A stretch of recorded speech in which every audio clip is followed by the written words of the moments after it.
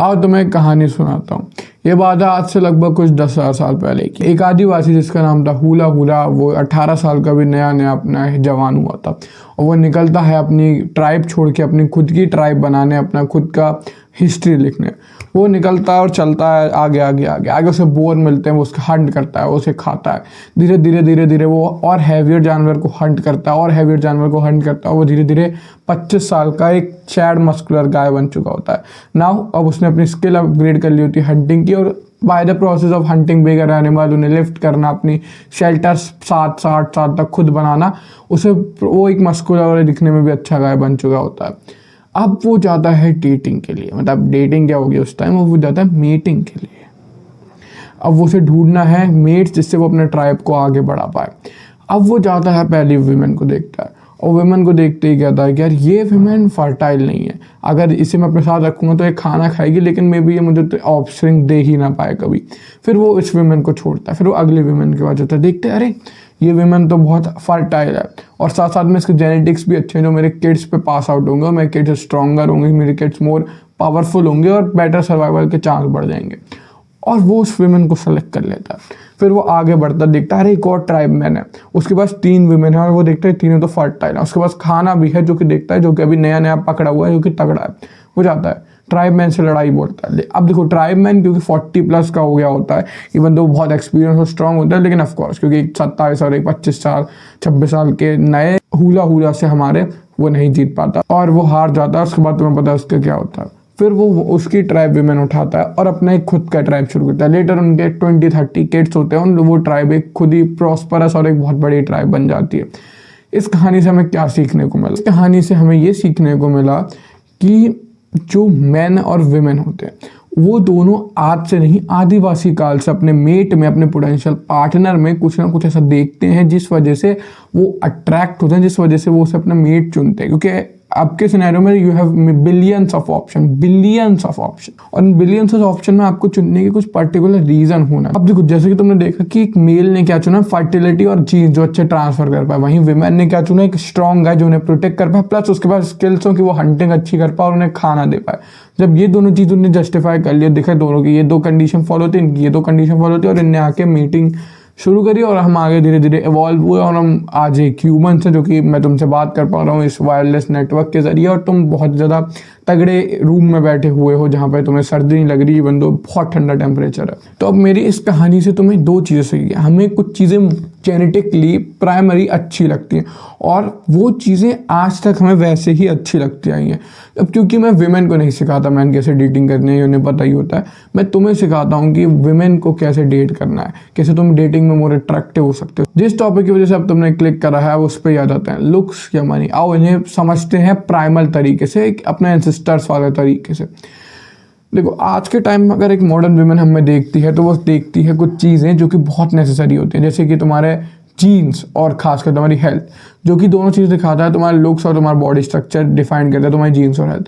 Looks mostly health और genetics पे ही depend करते हैं। ऑफकोर्स कुछ हिस्से से तुम उन्हें अपने पीक पे पहुंच सकते हो, कुछ हिस्से से उन्हें रीडिफाइन कर सकते हो, कुछ हिस्से से उन्हें पोटेंशियलाइज कर सकते हो, लेकिन तुम अपनी जेनेटिक लिमिट नहीं तोड़ सकते। अगर तुम कितना भी मेहनत कर लो, तुम अभी हैंडी केविल जैसे या फिर शीन स्ट्रिकलैंड जैसी जॉ नहीं बना सकते। शीन स्ट्रिकलैंड भाई यंग टाइम में बहुत बढ़िया लगता था। इस वजह से जेनेटिक और हेल्थ दिखाता है तुम्हारे लुक्स फैक्ट। साथ साथ में वो देखती है मनी, जो कि दिखाता है तुम्हारे रिसोर्सफुल अवेयरनेस की स्किल क्या, तुम सोसाइटी में क्या तुम उस लेवल के हो कि तुम उन्हें रिसोर्सेज दे पाओ to feed themselves, to have a better life for their children, की चिल्ड्रन तगड़े रहें, एकदम बढ़िया ऑफस्प्रिंग। साथ साथ में वो तीसरी चीज देखते हैं, वो है पर्सनैलिटी कह लो तुम उसे। ठीक है, मैंने मॉडर्न वर्ड में पर्सनैलिटी टाइप करा, वो टिपिकली पर्सनैलिटी नहीं होता, ठीक है, तो मॉडर्न वर्ड है। अब पर्सनैलिटी मतलब ये नहीं कि मैं तो नाइस गाय हूँ, okay you too okay get नहीं।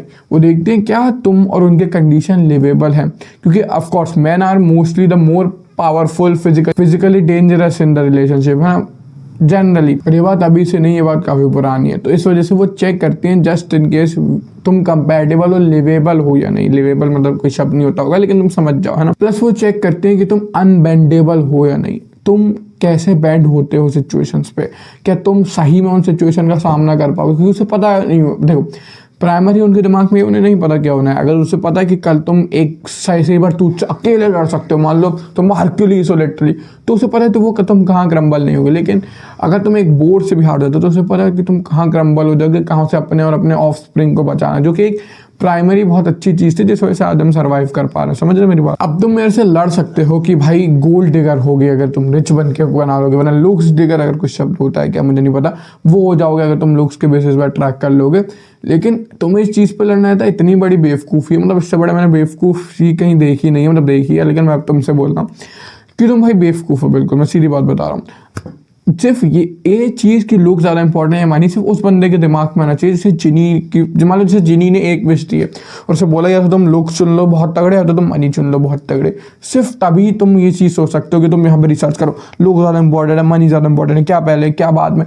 अगर ये दोनों चीज़ें ही अगर तुम्हें जिनी ने विश नहीं दी या फिर तुम्हें कोई मेरा आका करके ऐसे चुटकी बजा के नहीं करने वाला है, तो तुम्हें समझना पड़ेगा ये बहुत टम्ब चीज़ें हैं, जिसमें मैं बार बार कह के तुमसे थक गया हूँ कि लुक्स और मनी दोनों ही तुम वैसे नहीं बना पाओगे जैसे तुम एक्सपेक्टेशन लेके बैठे हो। तो अब जब तुम अपने एक्सपेक्टेशन को रीच नहीं कर पाओगे, लेकिन तुम्हें स्टिल 10 आउट ऑफ 10 अट्रैक्ट करनी है, स्टिल तुम्हें 10 आउट ऑफ 10 लाइफ जीनी है, स्टिल तुम्हें एक बढ़िया जगह, एक बढ़िया सर्वाइवल मोड से दिक्कत के लिव वाले मोड में रहना, तो तुम्हें दोनों को मिक्स करना पड़ेगा। Be a 7 out of 10 good looking man while making also 7 out of 10 income. ना फिर तुम बिलियनियर मुकेश अंबानी या फिर अपने एलॉन मस्क साहब की तरह जाओ, ना कि तुम एकदम से चीको लवास के हैंनरी कैविल क्रिस हेम्सवर्थ वाले उसको चेस करते रहो अपने पूरे जीवन। सबसे पहले बात करते हैं क्या ये जेनेटिक टाइप थे जो तुम्हें सही में अट्रैक्टिव बना रहे हैं। सबसे पहले तुम्हारे genes plus health. Looks mostly तुम्हारे जीन्स और हेल्थ पे डिफाइन करते हैं।